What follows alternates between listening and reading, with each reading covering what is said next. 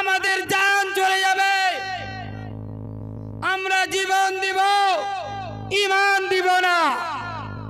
ফিলিস্তিনের মানুষেরা ঈমান দেয় না। আমাদের জান চলে যাবে, জীবন চলে যাবে, আমাদের বিবি বাচ্চাদের উপরে জুলুম, নারী নির্যাতন আমরা করতে দিতে পারি না। কথা ঠিক না ভুল?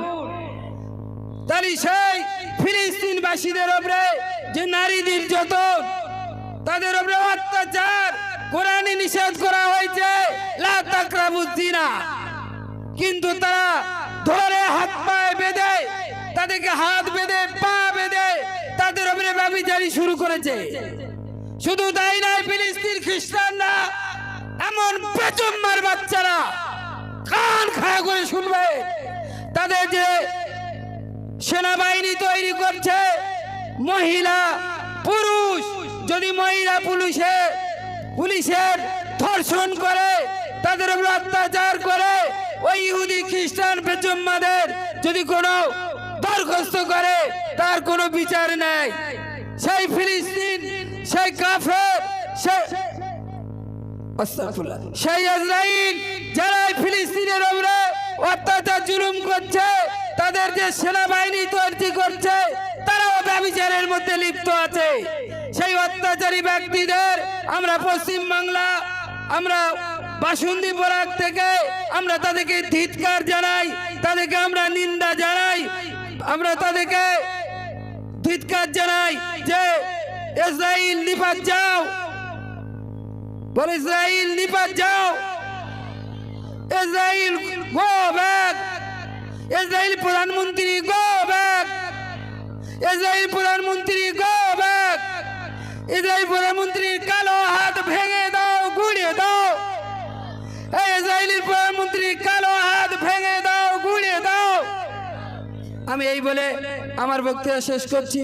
আসসালামু আলাইকুম ওয়া রাহমাতুল্লাহি ওয়া বারাকাতুহু।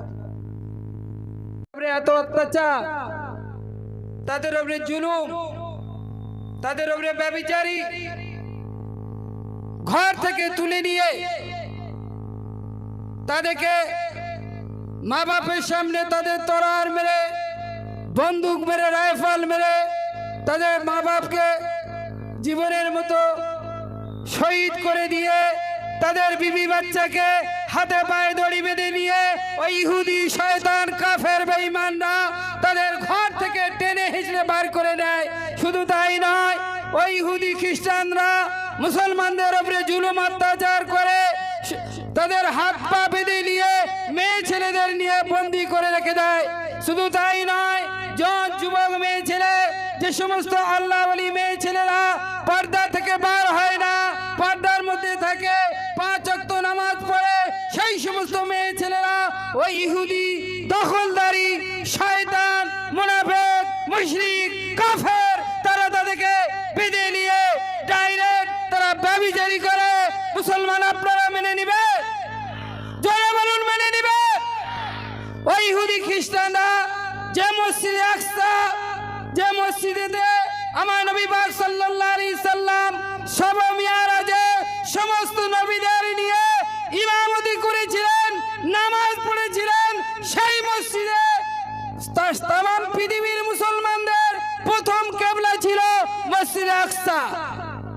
সেই মসজিদে ওই ইহুদি খ্রিস্টানরা চারদিকে তাদেরকে মুসলমানকে ঢুকতে দেওয়া হয় না, বিভিন্ন রকমের অত্যাচার, বোম, তাদের উপরে লাঠিচার্জ, পাথরচার্জ, রাইফেলের গুলি, বিভিন্ন রকমের পরিস্থিতি করে মুসলমানকে ঢুকতে দেয় না। তার প্রতিবাদ সভা এক এক করে, একজন নয়, দুজন নয়, 1000 নয়, 2000 নয়, 8 থেকে 9000 আরো বেশি মুসলমানদের ওপরে বোম মেরে, ক্ষেপণাস্ত্র মেরে, বিভিন্ন রকমের যন্ত্রপাতি দ্বারা সাহায্য মেরে মুসলমানদের ছোট ছোট বাচ্চাদের শহীদ করে দিয়েছে, মা বাপদের শহীদ করে দিয়েছে। শুধু তাই নয়, মসজিদগুলোকে বোম মেরে, ক্ষেপণাস্ত্র মেরে, বিভিন্ন যন্ত্রপাতি দেয় মসজিদগুলোকে ধ্বংস করে দিয়েছে। এই ভারতবর্ষের মুসলমানরা আমরা কি জান থেকে মেনে নিব? হাত তুলুন, আমরা মেনে নেব? ওই সেই ফিলিস্তিনবাসীদের জন্য আমরা আজকের এই প্রতিবাদ সভা করেছি। দরকার হলে আমাদের যদি সেরকম সুযোগ থাকে আমরা মুসলমান ফিলিস্তিনের জন্য রক্ত দিতে রাজি আছি, হাত তুলে রক্ত দিতে রাজি আছি।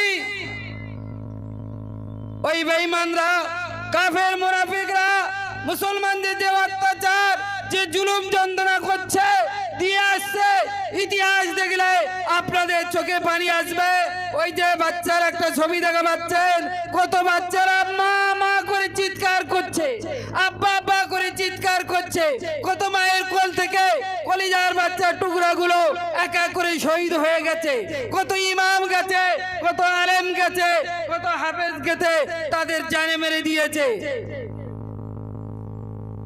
বন্ধুগণ, আজকের এই সুন্দরবন হসপিটাল মোড় থেকে আমরা এমন একটা প্রতিবাদ সভা তৈরি করেছি, এমন একটা প্রতিবাদ সভায় যোগ দিয়েছি।